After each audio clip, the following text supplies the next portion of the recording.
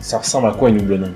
Une houblonnière, en fait, Houblonnière, tu vas vraiment avoir donc t'as les rangées comme ça de houblon, et c'est une plante grimpante. Donc en fait, tu as des chênes qui sont suspendus, et donc tu as vraiment des lianes qui poussent en hauteur comme ça. Donc c'est que des tiges toutes droites les unes alignées avec les autres.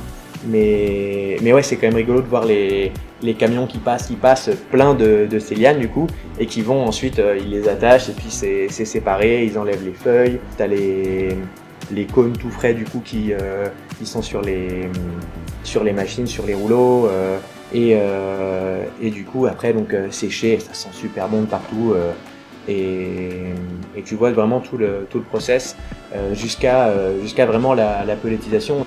Donc du coup, quand on dit parcelle et tout, c'est un peu comme le pinard. Au final, tu vois, tu peux avoir, il y a une notion de terroir, Ouais, j'imagine. complètement. En fait, alors beaucoup des houblons poussent dans cette région-là, mais c'est quand même assez étendu.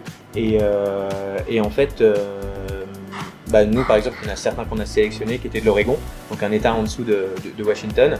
Et alors, je m'y connais pas encore suffisamment bien pour savoir exactement de quelle manière tel endroit, tel terroir va influer sur la variété en question. Malgré ça, sur une même variété, même année de récolte, et juste à quelques kilomètres d'écart, tu vas avoir des différences notoires, quoi. Tu vas vraiment avoir, pour une même variété, tu vas en avoir qui vont être très fruités genre fruits tropicaux, l'autre un peu plus agrumes, l'autre un peu plus dank.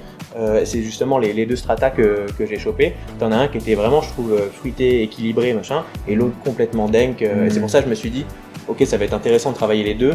Je vais prendre celui qui est assez équilibré pour aller avec le citra qui lui aussi était côté fruits, machin.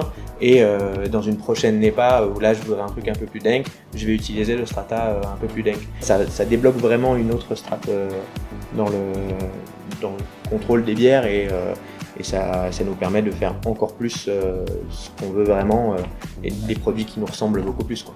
Donc ça peut expliquer aussi souvent que tu comprends pas pourquoi avec une même variété sur un single hop, presque la même recette, tu peux avoir un truc qui a rien à voir, quoi. Ouais, complètement. C'est pour ça aussi que nous en interne on fait gaffe au suivi des lots, et on peut se dire l'aromatique de telle bière de gamme permanente, elle est différente. Ah bah oui, on a changé de lot de citra, ça peut venir de là, quoi.